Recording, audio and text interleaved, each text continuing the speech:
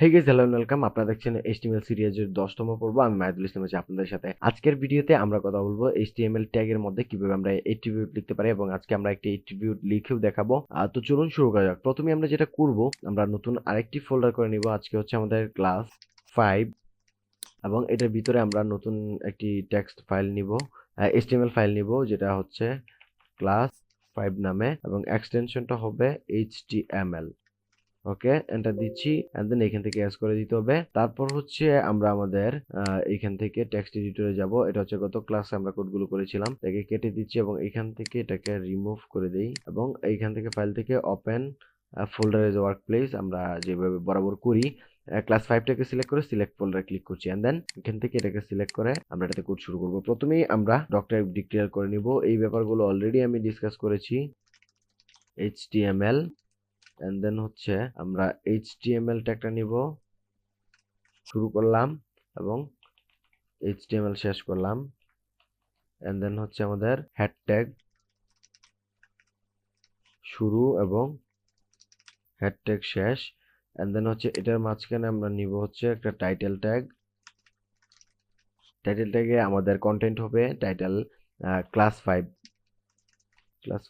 এটা আপনি যে কোনো কিছু দিতে পারেন, এটা নিয়ে বিস্তারিত আমি কথা বলেছিলাম। তো টাইটেলটাকে ক্লোজ করলাম এন্ড দেন হচ্ছে আমরা হেড ট্যাগের শেষে গিয়ে নিব হচ্ছে বডি ট্যাগ শুরু এন্ড দেন হচ্ছে আমাদের বডি ট্যাগ শেষ। তো বাকি কাজটুকু আমরা বডি ট্যাগেই করব। তো নরমালি আমরা এখানে একটা প্যারাগ্রাফ ট্যাগ নিয়ে গত ক্লাসে আমরা কথা বলেছি। একটা প্যারাগ্রাফ নিয়ে দেখি। দিস ইজ আওয়ার প্যারাগ্রাফ এবং প্যারাগ্রাফ ট্যাগটাকে ক্লোজ করব। সেভ করছি। সব কিছু ঠিকঠাক থাকলে আমরা ক্লাস 5 এর HTML ফাইলটাকে ব্রাউজারে রান করব। তো এই দেখতে পাচ্ছি দিস ইজ আওয়ার প্যারাগ্রাফ আমাদের এটা শো করছে এবং টাইটেলটাও উপরে দেখাচ্ছে ক্লাস 5। তো মোটামুটি আমাদের কাজ কমপ্লিট। এখন হচ্ছে আমরা আমাদের আজকের ক্লাসে যে টপিক সেটা নিয়ে কথা বলবো। তো চলুন আমরা দেখি। আজকে আমরা যে অ্যাট্রিবিউটটা দেখবো সেটার নাম হচ্ছে স্টাইল।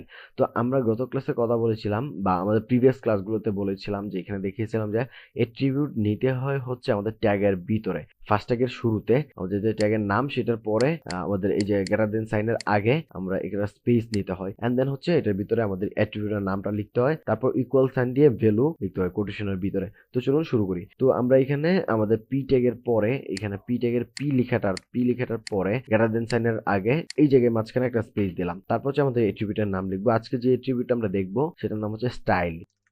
স্টাইল অ্যাট্রিবিউটটা বেসিক্যালি ইউজ করা হয় ইনলাইন সিএসএস করার জন্য। আমাদের এই সিরিজটা এইচটিএমএল এর উপরে, আমরা কিন্তু এখানে সিএসএস করব না, তবে বেসিক কিছু ব্যাপার আমরা দেখব সিএসএস এর।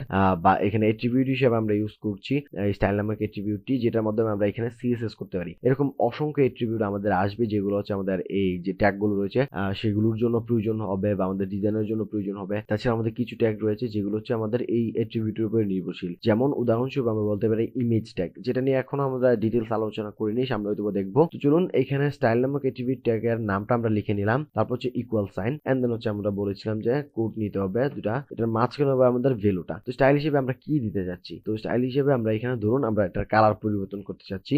যেহেতু সিএসএস কোড, আমরা এখন এখানে জাস্ট এখানে লিখবো কালার, তারপর হচ্ছে কোলন, তারপর হচ্ছে আমরা এটা দিয়ে দিলাম রেড, তারপর এখানে একটা সেমিকোলন দিয়ে দিতে পারেন। আমি সেভ করছি। তারপর যদি ফ্রন্ট এন্ডে ব্রাউজারে গিয়ে রিফ্রেশ করি তাহলে দেখবো আমাদের এই যে টেক্সটটা এটার কালার কিন্তু রেড হয়ে গেছে।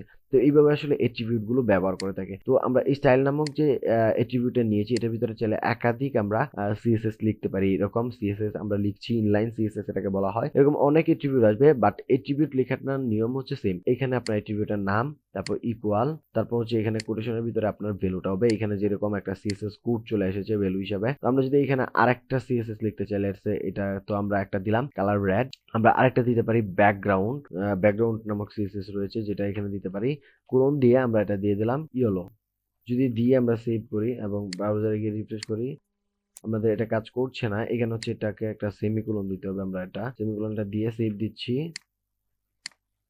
এখন দেখতে পাচ্ছি আমাদের টেক্সটের কালার রেড এবং হচ্ছে ব্যাকগ্রাউন্ডটা কিন্তু ইয়েলো হয়ে গেছে। তো এই হচ্ছে মোটামুটি অ্যাট্রিবিউটের ব্যবহার। এইভাবে আসলে অ্যাট্রিবিউট লিখতে হয়। আমরা যদি আরেকটা প্যারাগ্রাফ নিয়ে বা একটা হেডিং নেই তাহলে বুঝতে সুবিধা হবে।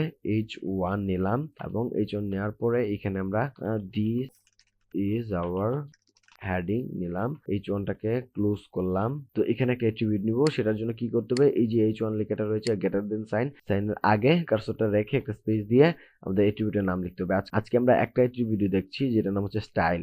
তো আমরা স্টাইল নামক অ্যাট্রিবিউটটা নিলাম, এন্ড দেন হচ্ছে এটা ইকুয়াল সাইন দিয়ে কোটেশনের ভিতরে আমরা ভ্যালুটা দিব। ভ্যালু হিসেবে আমরা দিচ্ছি কালার নামে একটা ভ্যালু। কালারটা কি হবে, কালারটা দিয়ে দিলাম ব্লু। ব্লু দিয়ে যদি আমরা সেভ করি এবং ফ্রন্ট এন্ডে গিয়ে রিফ্রেশ করি, তাহলে দিস ইজ আওয়ার হেডিং, বা আমাদের হেডিংটা চলে এসেছে, এটা কালার ব্লু। আমরা আরেকটা হেডিং নিই এরকম, এইটাকে আমরা কপি করি, কপি করে নিচে পেস্ট করি, যেটাতে আমরা কালার দিব না, শুধু ব্যাকগ্রাউন্ডটা দিতে যাচ্ছি। তো আমরা এখানে কালারের পরিবর্তে ব্যাকগ্রাউন্ড লিখে দিব এবং কালারটা এখানে ব্লু দিয়েছি, আবারও ব্লু এ রাখছি। যদি রিফ্রেশ করি, আমরা কোডটা মনে হয় সেভ করিনি, হ্যাঁ আমরা এটা সেভ করিনি। আরেকটা ব্যাপার হচ্ছে দেখুন, আপনি যখন কোডটা সেভ করবেন তখন কিন্তু এইখানে দেখুন এখন রেড হয়ে রয়েছে এটা সাইন। তো আমরা যদি কন্ট্রোল এস দিয়ে সেভ করি তাহলে এটা গ্রিন সাইন বা ব্লু বা স্কাই কালারের মতো একটু হয়ে যাবে, তাহলে বুঝতে পারবেন আপনার ফাইলটি সেভ রয়েছে। এখন যদি ব্রাউজারে গিয়ে রিফ্রেশ করি তাহলে দেখবো যেটা আমাদের কিন্তু ব্যাকগ্রাউন্ডটা আমাদের ব্লু চলে এসেছে এবং টেক্সটটা আমাদের ব্ল্যাক বা নর্মাল যে টেক্সট রয়েছে সেটার মতো। আমরা যদি এইটার পরে ব্লু লেখার পরে আমরা দিলাম আবার কালারটা দিয়ে কোলন দিয়ে যদি আমরা হোয়াইট করে দিই, তাহলে দেখবো যে আমাদের সেভ দিচ্ছি, টেক্সটটা কিন্তু হোয়াইট হয়ে যাবে। তো এই হচ্ছে মোটামুটি ব্যাপার অ্যাট্রিবিউটের ব্যাপার। অ্যাট্রিবিউট নিয়ে আরো ডিটেইলস আলোচনা হবে সামনে। সামনে হয়তো অন্যান্য অ্যাট্রিবিউট গুলো যখন ইউজ করব তখন আস্তে আস্তে আপনারা ইউজড হয়ে যাবেন। আজকে ভিডিও এখানে শেষ করছি, দেখা হবে আগামী পার্টে। সেই পর্যন্ত ভালো থাকুন, সুস্থ থাকুন, আল্লাহ হাফেজ।